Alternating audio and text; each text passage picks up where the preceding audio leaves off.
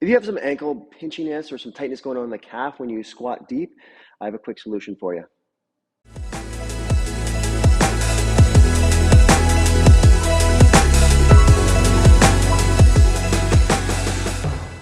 Hey everyone, Tom Swales, Advanced Movement Therapist. Today I'm going to show you how to quickly assess the ankle to see whether we have a joint impingement issue, or we have a soft tissue issue, or maybe it's just a proprioception issue.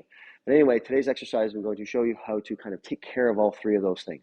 So first we want to make sure and see, do we have an ankle restriction or is it more of a proprioception problem?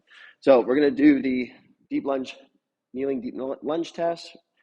Take your fist, put it at the end of your foot, take a dowel, put it at the end of your fist, and then we're going to lunge towards. Now this is kind of the minimum standard. We want to get our knee towards the dowel without the heel lifting, without any pinchiness.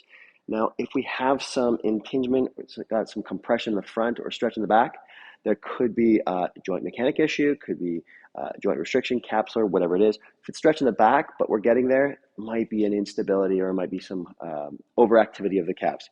So let's check both sides to see if we have symmetry first.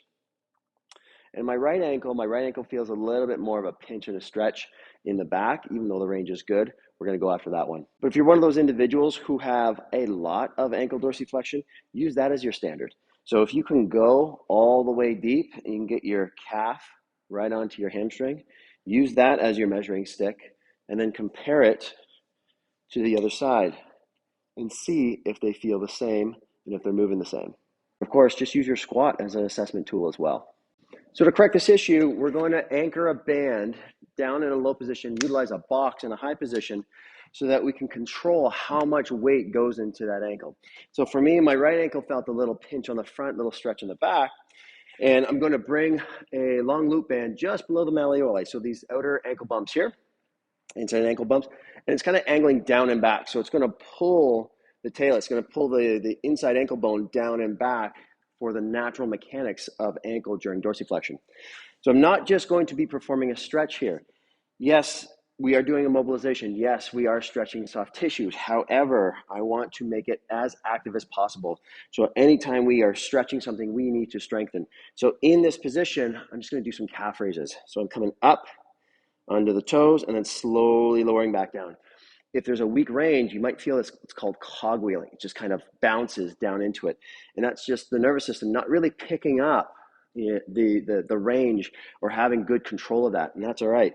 So we're going to load up into that front ankle. I'm going to use as much weight as I can as long as I have full range of motion and there's no pain going along with this.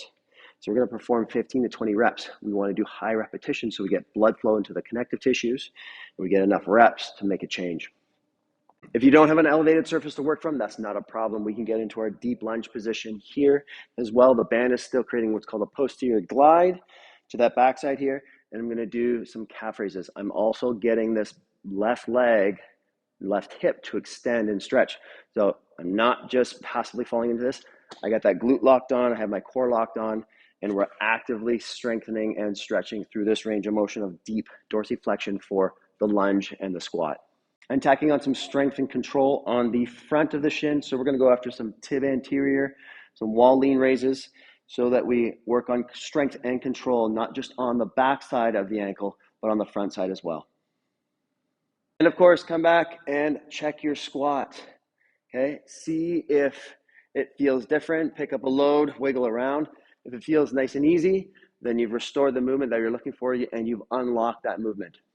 And of course, let's just check our work with the squat that we're trying to restore and unlock, and get your dowel out. Let's measure and check to see, did we make a change?